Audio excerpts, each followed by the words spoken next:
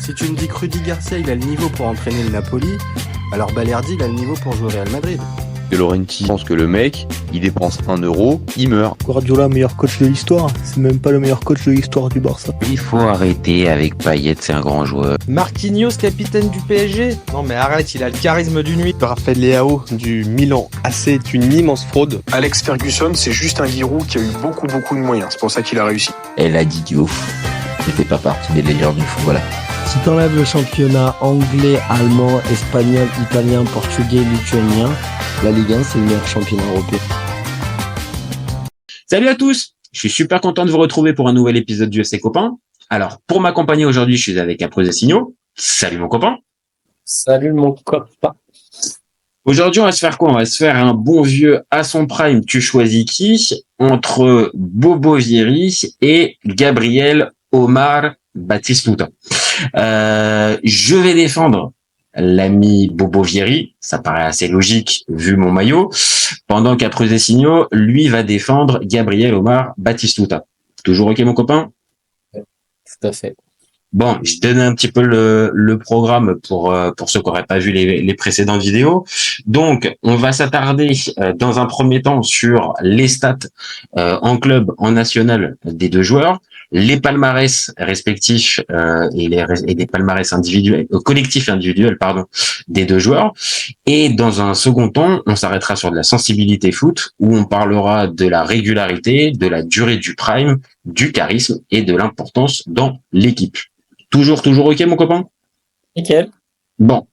Alors, Bobo Vieri. Bon, pour ceux qui n'auraient pas un petit peu la ref, je vais présenter un petit peu mon poulain.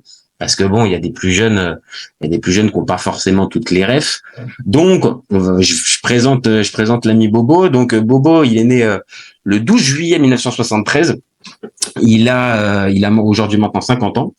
Alors, c'est un beau bébé d'1m85 qui est né en Italie, mais qui a un parcours un peu particulier parce qu'il part très jeune en Australie, donc à l'autre bout de la planète, et il va passer une partie de son enfance là-bas.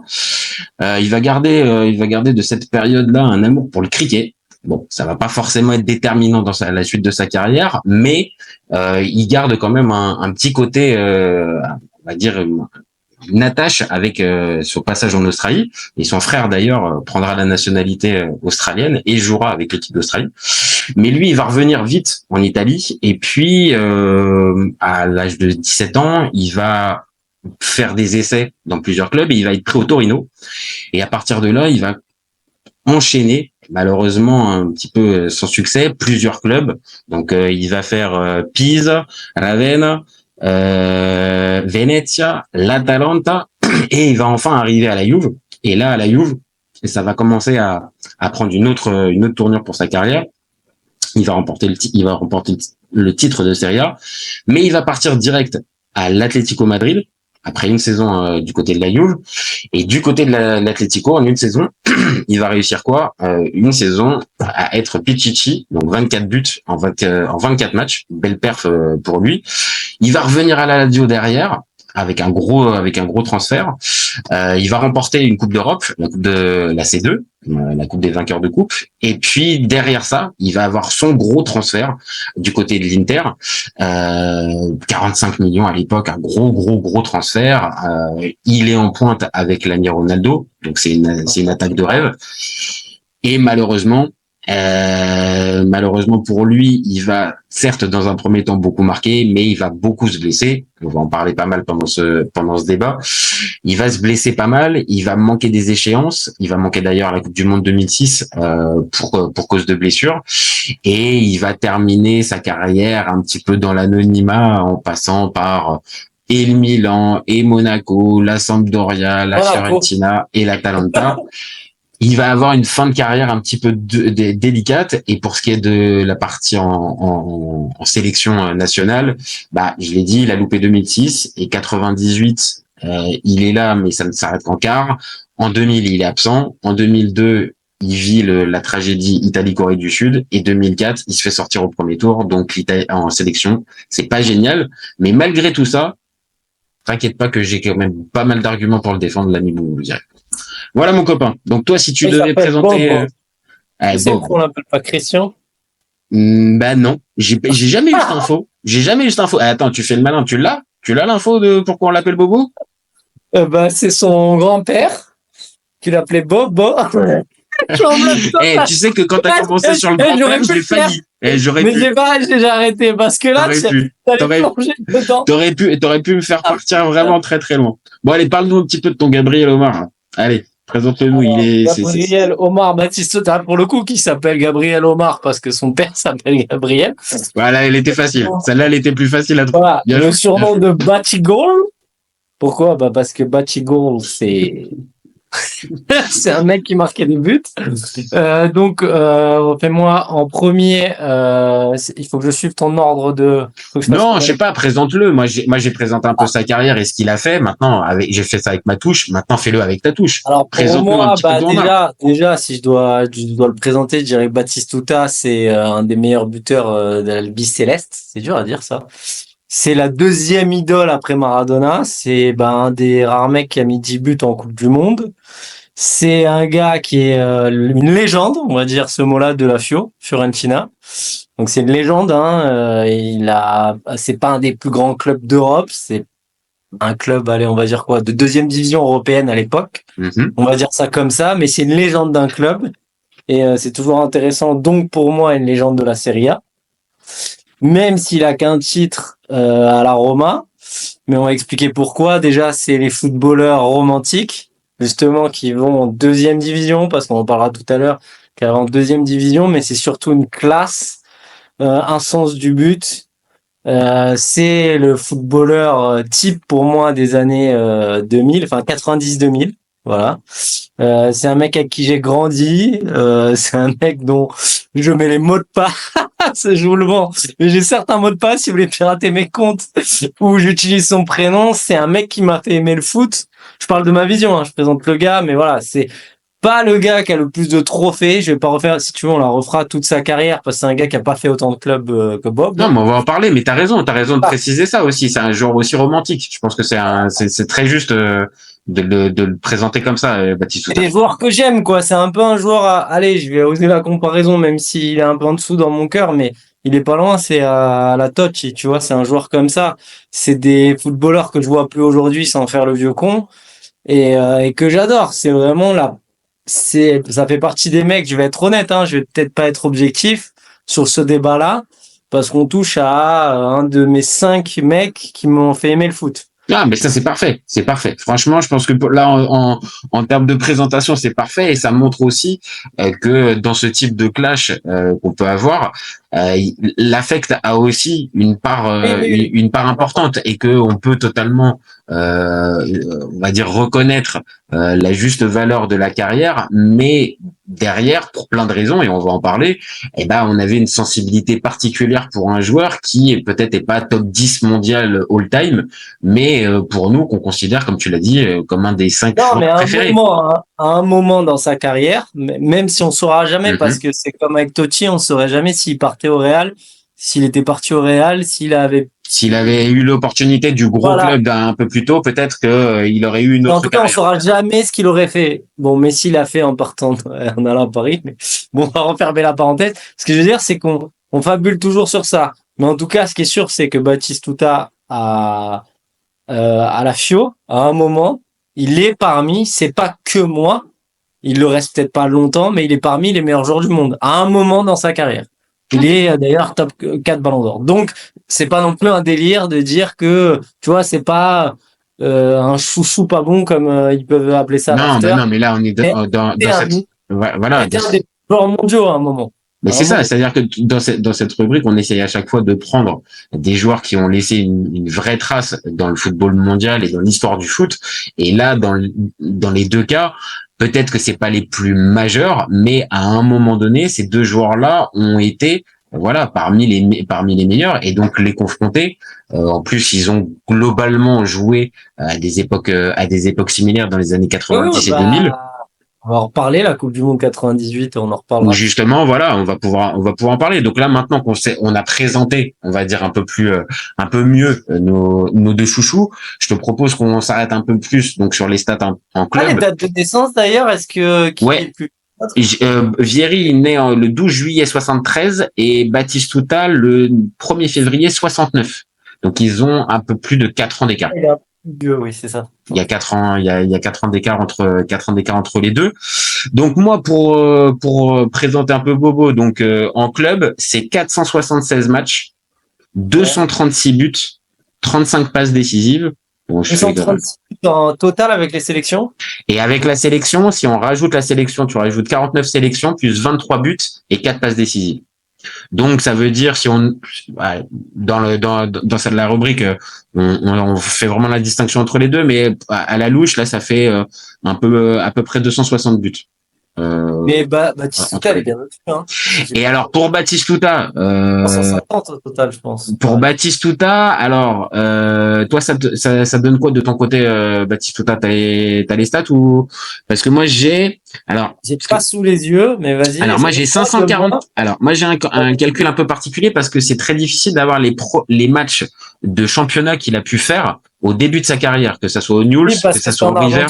Ouais. Et voilà, parce que c'était en Argentine. Mais en récupérant, on va dire un peu à droite, à gauche, tout un tas d'infos sur ça, moi j'arrive à 544 matchs, 302 buts et 27 assists, enfin passes décisives en club. Sans les sélections. Sans les sélections. Donc tu vois, il est nettement au-dessus avec les sélections parce qu'il faut savoir que c'est le deuxième meilleur buteur de l'Argentine. Hein. Ouais, c'est le deuxième meilleur buteur de l'Argentine, tout là. Ouais. Derrière Messi. Derrière Messi. Oui, c'est Messi le premier. Oui, c'est Messi le premier. Donc, il a mis 54 buts ou un truc comme ça. Regarde, il a mis plus d'une cinquantaine de buts en Argentine. Ton poulain, il a mis, j'ai juste deuxième meilleur buteur de la sélection argentine. Je pense que c'est plus de 50 buts. Enfin, je te le dis, hein, il y a pas besoin d'aller le vérifier. C'est un mec qui a mis 350 buts en carrière. On va pas chipoter 356, 360. Il met quand même 100 buts de plus. Mais il joue une centaine de matchs de plus aussi. Ah oui. Ouais. Ah bah oui. Bon, c'est vrai que 100 buts, le ratio, il est quand même meilleur du coup. Il est meilleur sur les stats là, froidement comme on le fait. Non, mais après je comprends, tu vas défendre ton poulain, c'est logique. Ah oui. Mais sur les stats pures, on est d'accord. Là, je suis obligé de m'incliner. Il a un meilleur ratio. Batistuta a un meilleur ratio que Batistuta, que Vieri, pardon. Maintenant, sur les, on va dire j'ai essayé de différencier aussi un petit peu. Donc le tien, il a 183 buts en Serie A, mais par contre, j'ai quand même une petite information, il y a que 6 buts en Ligue des Champions pour ton. Oui, mais il la joue quoi avec la Fio? Oui, mais 6 buts, c'est en quoi? En une participation? En deux? En 3 participations. 3 participations. Voilà, abuse pas. 6 buts en 3 participations, c'est pas dingo quand même. Faut être quand même honnête. Ça montre peut-être aussi. Attention. Maintenant du côté de Vieri, c'est 10 buts. C'est 10 buts en Ligue des Champions. C'est pas non plus extraordinaire, mais en fait, si je t'amène sur ce terrain-là, c'est pour aussi montrer, et ça illustre ce qu'on disait tout à l'heure, c'est que ces deux joueurs-là, ils ont pas fréquenté le top du top des clubs au moment où ils ont joué. C'est-à-dire que l'hiver, quand il y joue. Chez Batistuta, c'est que même sans avoir joué, c'est-à-dire que moi, en plus, j'étais petit, hein, il faut dire qu'à l'époque. Oui, mais on n'a pas cette référence. Tu vois ce que je veux dire? C'est qu'on n'a pas cette référence pour ces deux joueurs-là. Ils ont peu joué en Ligue des Champions comparé à des Raoul, des Van Nistelrooy et des gars qui sont installés, tu vois, ou des pipots. Écoute-moi, moi, je trouve ça encore plus fort de marquer l'histoire dans le sens où, regarde, nous ont marqué et on était petits et à un moment, enfin moi, plus Batistuta, on était plus petits avec Batistuta puisque c'était la Coupe du Monde 94, etc. Et en fait, ce que je veux dire, c'est qu'ils te marquent, les gars, alors qu'ils jouent pas. Donc nous, en plus, à l'époque, on voyait encore moins les matchs, on voyait encore moins la Serie A, on était obligé de regarder l'équipe du dimanche, etc. C'est-à-dire, les mecs nous ont marqués, et je trouve ça hyper fort, en jouant lui, il a joué à la Fiorentina quasiment toute sa vie et à la Roma, et ils nous ont marqués. Alors que nous, à cette époque-là, en plus, quand t'es petit, t'es un footix. Tu peux pas arriver dans le game et connaître le foot. Non, je suis d'accord. C'est vrai. Ils ont réussi à laisser une trace. C'est Mbappé, machin, etc. Et nous, moi, Batistuta, ça arrivait à être mon idole, alors que je connaissais rien au foot au départ. Donc, je trouve ça fort, en jouant la Fio. Non, c'est vrai. T'as raison. Et encore une fois, et il y avait peut-être des joueurs peut-être plus talentueux à ces époques-là encore que ces deux-là. Mais, bah voilà, plus de 20 ans après, on en reparle encore. On fait un débat là sur ces gars-là. Et quand on regarde les stats froidement, même si, je te le raccorde encore une fois, ton Poulain, il en marque plus. Mais bon, c'est plus de 350, c'est 350 buts pour le tien. Et c'est 260 buts pour le mien. Donc c'est deux machines. J'oppose au tien au mien quand tu dis ouais le très très haut niveau, c'est quand même voilà, si tu veux m'avoir avec ça, moi je te mets la petite stat comme ça. Batistuta 10 buts en Coupe du Monde, c'est pas le très très haut niveau ça? Alors, OK. Alors, je vais être juste un poil en dessous, mais tu vas me devancer. Bobo, c'est 2 Coupes du Monde. Ah non, mais 9 buts en 9 matchs. 9 buts en 9 matchs. Je vais recadrer le débat.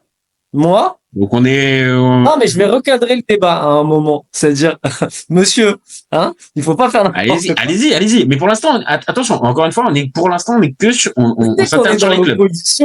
Mais là, je répondais à ton argument ils ont pas tutoyé le très très haut niveau. Bah si, en Coupe du Monde, oui. Et j'ai pas dit que Bobo, puisqu'il avait pas été aussi fort. J'ai juste que il faut pas les réduire leur carrière parce qu'effectivement ils ont pas joué au Barça, au Real. Enfin lui, quoique l'Inter, c'était quand même un moment. Inter, la Lazio des années 2000 qui est championne, c'est pas mal aussi. Mais on va dire c'est pas les Real. Si pas les coupes du monde, les buts en Coupe du Monde, je serais d'accord avec toi, mais ça reste quand même le très très haut niveau la Coupe du Monde.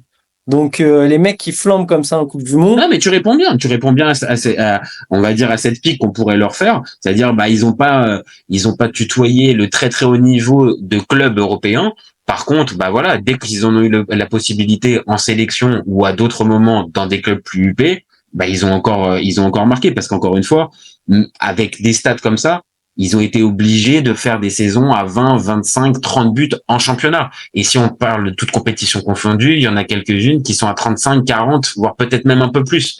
Donc, on parle encore une fois de sacrés buteurs. Maintenant, sur les stats, on l'a dit, le ratio est meilleur pour Batistuta.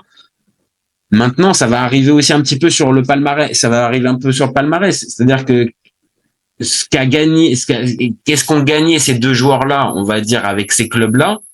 Bon, je pense qu'à l'arrivée, le palmarès en club d'un Vieri est pour moi supérieur parce que t'as quand même t'as quand même une Serie A, t'as une super coupe du. Il a une Serie A, Batigol. Je sais, mais il l'a aussi Vieri avec la Lazio. Non, avec la Juve. C'est avec la Juve qu'il l'a. Par contre, il met 23 buts là. Ouais, il joue 20 matchs et il met 20 buts, c'est ça? Où ça À la Juve, il joue pas beaucoup, mais il fait que planter. Il joue pas beaucoup, mais il marque et assez pour se faire repérer, comme je l'ai dit, par l'Atlético. Il part un an là-bas, il prend un chèque, mais il cartonne 24 matchs, 24 buts. Ah oui, combien? 24 matchs, 24 buts. Putain, mais tu sais que c'est ce genre de stade à lui. Lui, il jouait 20 matchs et il marquait 20 buts en fait. Il jouait jamais les 30 matchs. Mais il jouait, il marquait. C'est pour ça aussi. Il a jamais fait une saison pleine, hein. Voilà. Et ça va être, tu me bouffe pas mes arguments, mais ça va être une partie de ça, c'est que oui, très souvent, il a du mal à terminer les saisons, mais donc je répète, une Serie A, une Super Coupe de l'UEFA, une C2, donc Coupe des vainqueurs de coupe, 2 Coppa Italia, 1 Euro U21 et une Coupe du Monde des clubs. Alors que du côté de ton Poulain, j'ai été regarder en parlant club, hein, c'est une Serie A, une Coppa, 2 Super Coppa et une Série B. Ouais, c'est ça. Et il y a un championnat argentin. Il y a un championnat argentin. Mais moi, j'ai pas de problème, je vais pas lui inventer c'est comme avec Payet, hein, je vais pas leur inventer des titres au mec, hein. Après, en perso, c'est 4e, est-ce qu'il a ton copain, ça? 4e Ballon d'Or, non. Et meilleur joueur FIFA. Non, moi, Ballon d'Or, j'ai 7e. Il est 7e en 99. Donc, tu vois, c'est intéressant parce que toi, c'est 4e. Toi, il est 4e en 99 et moi, il est 7e en 99. Il se colle, mais il se tire la bourre, mais là, pour le coup, c'est le tien. Voilà. Meilleur joueur FIFA en 99. Ouais. Et après, c'est meilleur buteur du championnat d'Italie. Ouais, moi aussi. Il l'est 2 fois. Et il l'est 2 fois et il est en plus le meilleur buteur de Liga. Il est d'or, on dit. Ouais. Je sais. Ah non, soulier d'or, non, soulier d'or, il faut que ça soit dans tous les. C'est toi qui es marqué dans le plus de buts dans tous les championnats européens. Ah, c'est dans tous les Et championnats. donc je crois pas qu'il l'ait. 24, Ah, faudrait ça me vérifier. paraît pas énorme. Par contre, peut-être que ton Batistuta, il a peut-être fait Ah, sur une grosse saison, une de ses grosses saisons. Septième Ballon d'Or. 97-98, regarde. Et moi Non, j'ai. 94-95, il a peut-être fait. Bref, on va. Il l'a peut-être. Et sinon pour ton poulain, il y a aussi joueur du siècle de la Fiorentina. Ouais. C'est Ouais, ça on l'a dit. après, bon. Non, mais ça montre quand même. Tu l'as dit, c'est club de division 2 européenne, mais c'est pas Sochaux, c'est pas En Lorient. fait, le problème, c'est que les plus jeunes, en fait, dans le foot, il y a quand même il y a des constantes. Il y a des clubs qui restent au haut niveau tout le temps, type Real. Mais, par exemple, même le Barça, ça va peut-être choquer, mais c'est pas un constant d'Europe. Et il y a des périodes. Et la Fio, à un moment, maintenant, c'est peut-être même troisième division européenne. Même peut-être, Si on regarde, ils sont qualifiés en Conference League. Donc oui, c'est la troisième division européenne. Voilà. Mais c'est vrai, hein. Même sans le dire, tu vois, sans le savoir. Enfin, je le sais, mais même sans me pencher dessus, je dirais. Mais ce qu'il faut savoir, c'est que le football évolue et se modifie à chaque fois. Et t'as des clubs comme ça. T'as vraiment les Real. Allez, on met quoi dans Real, qui sont constants de. Real, Bayern. Bon, j'ai un peu de mal. Mais C'est dur en Angleterre. Au final, ça a fait comme ça. Oui, parce que Manchester a trusté pendant 30 ans à la période Ferguson, mais depuis c'est plus compliqué. Manchester City avant n'existait pas avant l'arrivée des Émiratis. Liverpool a connu une grosse traversée du désert, donc compliqué. Donc, la FIO, c'est l'équivalent d'un Atlético de maintenant. Oui, c'est ça. Bah ouais, non, c'est très juste. Peut-être que l'Atlético, c'est t'as raison, c'est peut-être un poil au-dessus parce que ça joue la Ligue des Champions. Mais on va dire une équipe, après, c'est pareil. C'est-à-dire que c'est dur parce que, au même titre que Valence, en finale, est un gros club à un moment et maintenant, ça sonne. Ils sont dans la même catégorie maintenant. Valence et Fiorentina, c'est des équipes de troisième division européenne. Alors qu'on l'a dit, dans les années 2000, c'est des équipes. Alors Valence, c'est carrément même, ça tutoie la première division, mais Fiorentina, c'est niveau de D2. Ça cherche à se faire le titre. Et à cette époque-là, nous, on va le dire, hein, on s'en fout, hein, et mettez-le, hein, les gens qui regardent le foot, qui connaissent cette époque, pour nous, c'est sans commune mesure, la Serie A, c'est au-dessus. Voilà. À cette époque-là, oui. Je pense qu'il y a. À cette époque-là, on dit. Après, on peut ouvrir le débat, mais je pense que dans les années, on va dire 90 et début 2000, je pense que c'est l'âge d'or principal de l'Italie. Les coupes d'Europe arrivent quand même assez fréquemment dans les mains des clubs italiens, et les meilleurs joueurs passent par le championnat italien. Ils ne sont pas à ce moment-là. La sélection est très forte, même si 2 fois elle se fait en papaouter par la France. En quart, en 98, la France qui, a fait ce parcours-là, et en 2000 aussi. Mais elle est quand même parmi les favoris à chaque fois. C'est pas l'équipe d'Italie. Oui, elle fait quand même elle fait finale de Coupe du Monde 94, elle fait finale d'Euro 2000, elle fera. Perdu au péno. Voilà. Donc, on va dire, il y a un niveau, à ce moment-là en Italie de concentration de gros joueurs, et on parle de Fiorentina. Bon, forcément, là, on parle de Batistuta, mais comment ne pas parler juste 2 secondes d'un joueur comme Rui Costa, qui a pu aussi illuminer ce club-là et a pu, on va dire, faire surperformer la Fiorentina pendant cette période-là, puisque ils arrivent de temps en temps à se hisser dans les 4 premiers, et les 4 premiers en Italie à cette époque-là, puisque tu peux rajouter des équipes comme Parme, comme la Juve, comme les 2 Milan. Enfin, c'est des équipes, les 2 équipes de Rome, la Lazio et la Rome. Enfin, c'est vraiment très très très très fort, hein, à cette époque-là, la Serie A. Donc, on le redit, performer même dans un club comme la Fiorentina, et ça défend un petit peu ton poulain quand même, mais c'est vrai que c'est pas une petite performance, comme on pourrait juste se dire, c'est un joueur lambda qui marque.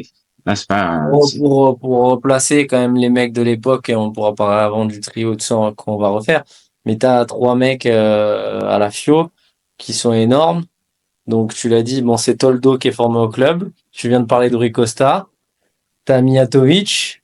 Et je vais même te dire un mec dont son fils joue maintenant et tout, c'est Enrico Chiesa qui est sous-coté, qui est énorme. Hein. Donc, Mais clairement, c'est un excellent joueur de Serie A, mais excellent joueur des années 90. Il a fréquenté tous les bons clubs et c'était le genre de mec qui partait jamais titulaire, mais qui en fin de saison arrivait toujours à se claquer sa quinzaine de buts. Et le fiston, il a pris quelques gènes, les bons gènes du papa. voilà. Donc, vas-y, on continue. Donc après, si on s'arrête un peu plus sur les clubs, catégorie bonus, d'ailleurs, je te l'ai pas dit exprès. Je te la dirai à la fin, ça va te faire marrer. Fais-le moi me rappeler à la petite catégorie. Ok, tu me mets un petit teaser, vas-y, je te le rappellerai sur la fin. Donc là, on a bien fait les clubs. Maintenant, si on regarde un peu plus en sélection, moi j'ai 49 sélections, 23 buts. Donc c'est pas beaucoup de sélections, mais bon, le ratio est quand même proche du 0,5 pour Bobo. 4 passes décisives. Et par contre, pour toi, j'ai vu, c'est 78 sélections. Alors, tu vas voir les buts?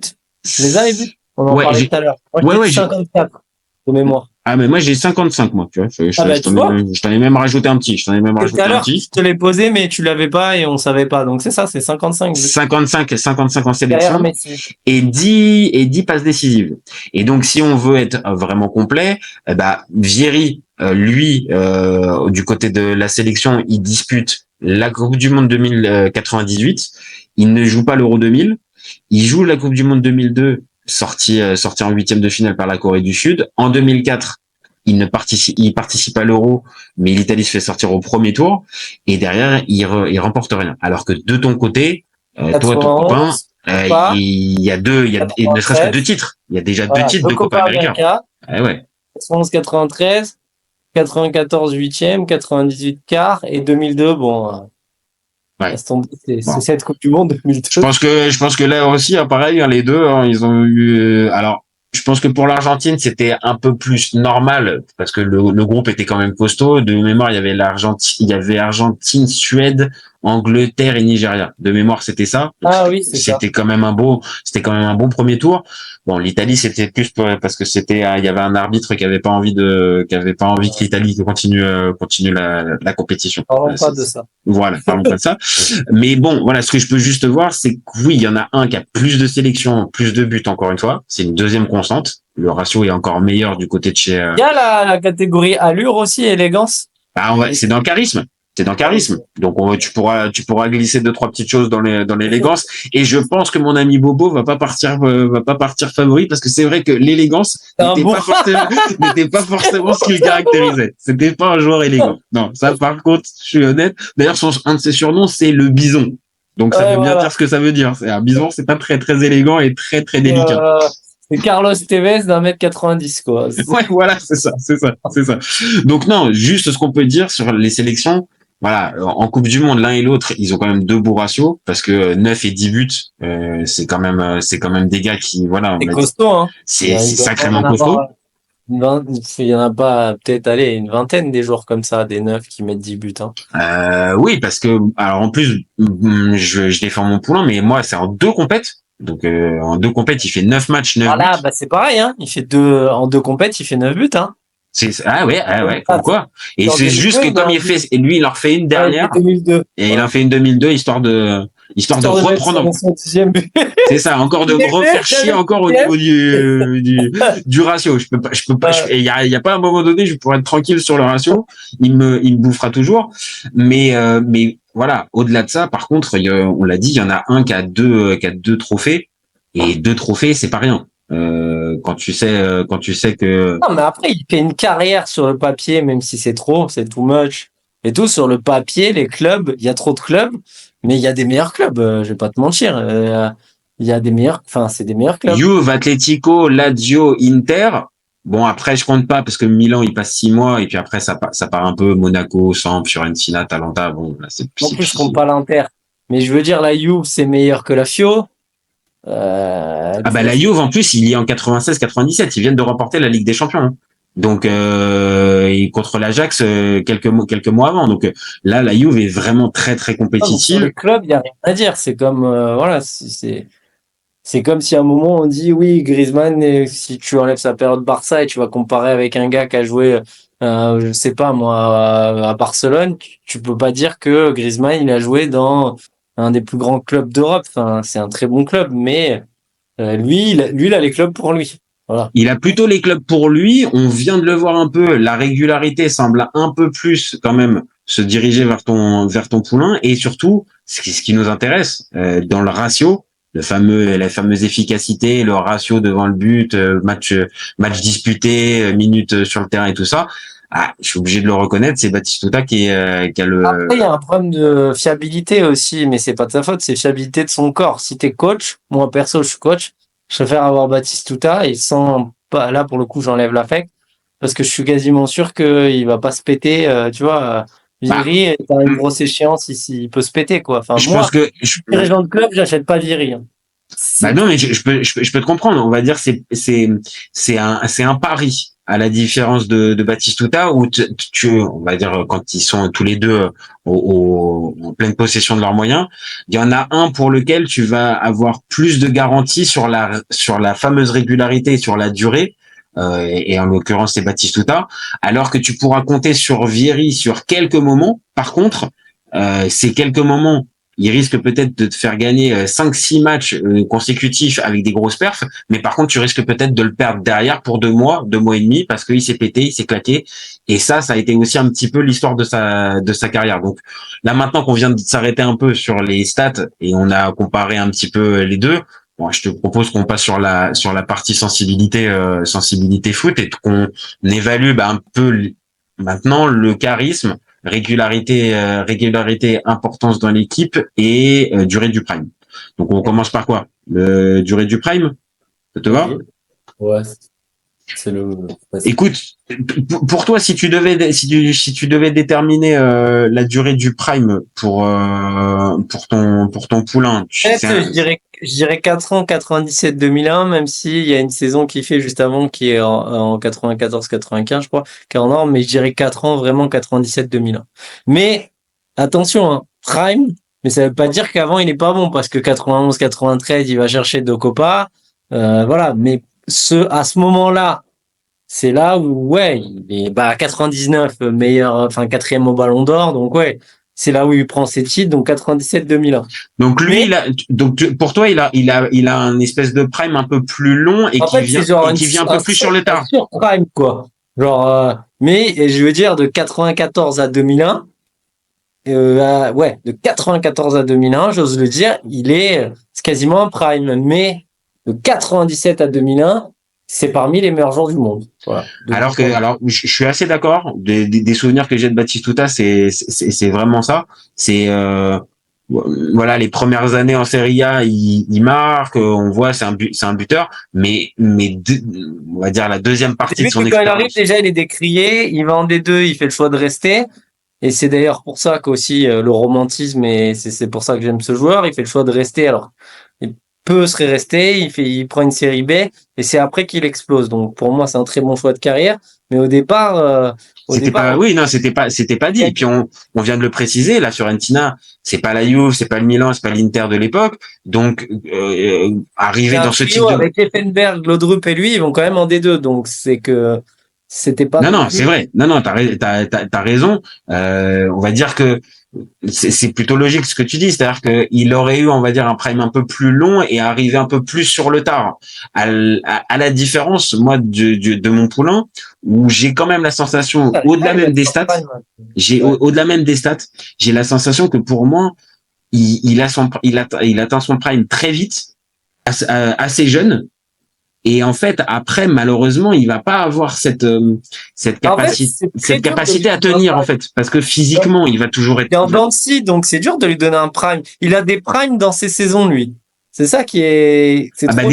On vient de le dire, les saisons complètes, il y en a quasiment pas, parce que même la saison extraordinaire du côté de l'Atlético où il fait 24 matchs, 24 buts, 24 matchs, il y a 38 journées quand même. Donc t'en as loupé quand même 14. Alors certes, il a été performant parce qu'il a un ratio de 1 but par match, mais par contre, t'as quand même loupé 14 matchs pendant la saison. Et ça va être la constante qu'il va y avoir un peu chez lui. Et pour moi, c'est ça qui va handicaper peut-être un profil un peu comme ton poulain Batistuta, qui aurait pu prendre avec la maturité et tout ça. Et non, en fait, lui, je pense que les blessures ont fini par avoir raison de lui. Et à 30 ans, il est complètement rincé, Bobo.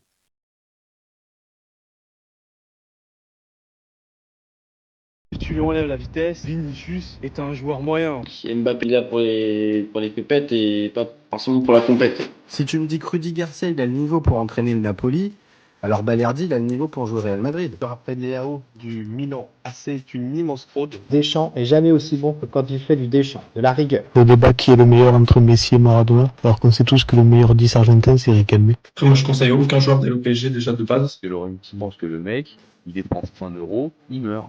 Pour l'Euro, il est blessé, je sais pas. T'as pas Griezmann et c'est pas si sur un Je sort. suis d'accord. Alex Ferguson, c'est juste un Giroud qui a eu beaucoup de moyens. C'est pour ça qu'il a réussi. C'est quand même pas de ma faute si je préfère Ronaldinho à Zidane. Marquinhos, capitaine du PSG. Non mais arrête, il a le charisme d'une huître. Gros problème avec ce joueur, je le déteste. Avec un joueur comme Nainggolan, la Belgique sortait la France en 2018.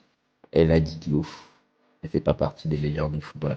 À son prime, je te confirme que Hatem Ben Arfa n'a rien à envier à Lionel Messi. Entre un choc de Ligue 1 et un choc de MLS, je regarde la MLS. Je trouve que la feinte est grillée quand même, tu vois. J'ai pas peur de dire que Bounassar, à son prime, il avait 4 cafous dans chaque orteil. Guardiola, meilleur coach de l'histoire, c'est même pas le meilleur coach de l'histoire du Barça. Mais il faut arrêter avec Payet, c'est un grand joueur. Si t'enlèves le championnat anglais, allemand, espagnol, italien, portugais, lituanien, la Ligue 1 c'est le meilleur championnat européen. Heureusement, il y en a un avec un style différent, Diego Simeone. Cet été, il y avait encore des mecs pour dire que Mourinho, c'était l'entraîneur parfait pour le PSG. D'un moment, faut arrêter d'avoir un temps de retard. Merci pour les travaux, Kylian. Maintenant, tu peux aller au Real. Pour moi, Giroud est un meilleur neuf que Benzema. Pour moi, Neymar, je suis désolé, mais c'est vraiment le meilleur joueur du monde de poker. Totti, pour moi, c'est un meilleur joueur qu'Alessandro Del Piero. En 2023, j'ai plus confiance en Franck Hez que Max Allegri.